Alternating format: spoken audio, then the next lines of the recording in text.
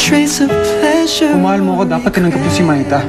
Para hindi ko na siya pinagtulakan para sumali sa Lakambini. Para hindi na siya sumakay sa aeroplano. Para buhay pa siya ngayon at nagpakasal na kami. How hard was it for you to accept her, Mom? Anak ko!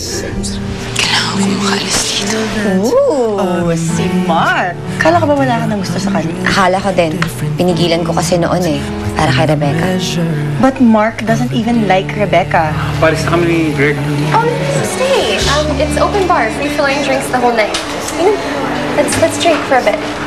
Hindi ba merong ferry mula dito papuntang Batangas? Sige, dalhin niyo na ako doon.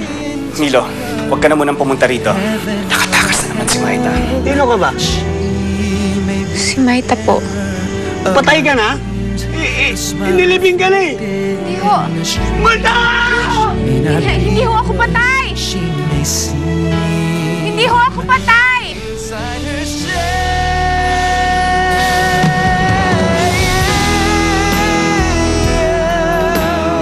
So, how long have you guys, been here? Greg, this is too long. We're going. No, really? But you haven't even finished your drink yet. I don't feel well. Mark, don't walk out on me again. Don't treat me like trash. Hindi ako papayag na itatapon mo na naman ako like what you did to me after we hooked up. Bring that up again.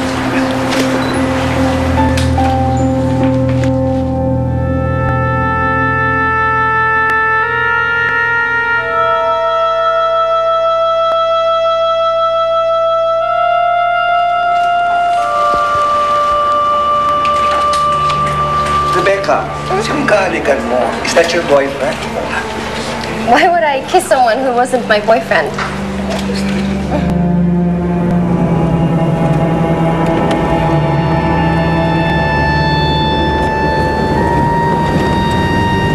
In fairness, ang gwapo ng boyfriend Rebecca Rivas, ha?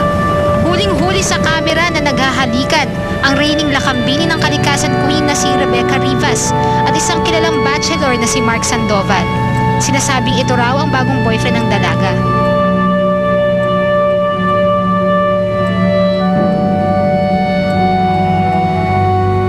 Rebecca, sinong kahalikan mo? Is that your boyfriend? Why would I kiss someone who wasn't my boyfriend?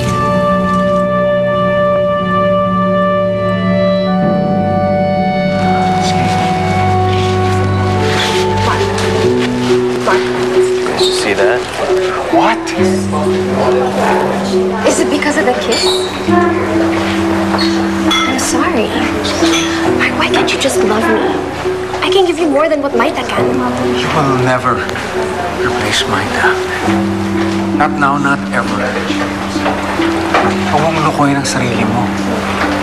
Huwag mong isipin na magkakagusto ko sa'yo porkit wala na si Maita. Please, I'm begging you. Just love me. Can't you see I'm so in love with you? I'll do anything para matutunan mo rin ako mahalin. Kahit kalahati lang ng pagmamahal mo kay Maita ang ibigay mo sa akin, tatanggapin ko yun. You get it? Will you ever get it? I would love you. Pathetic.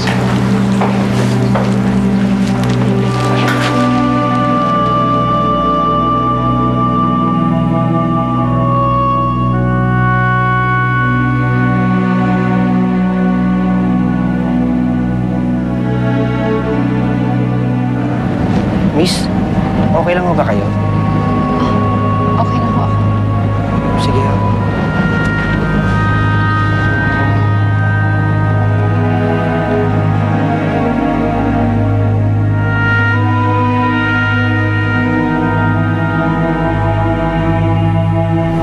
Mark, bakit ganun?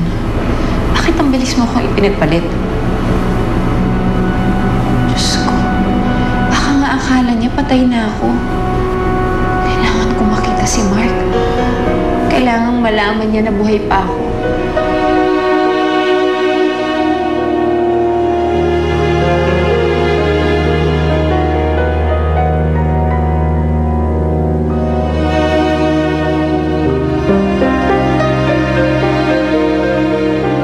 She may be the face I can't forget.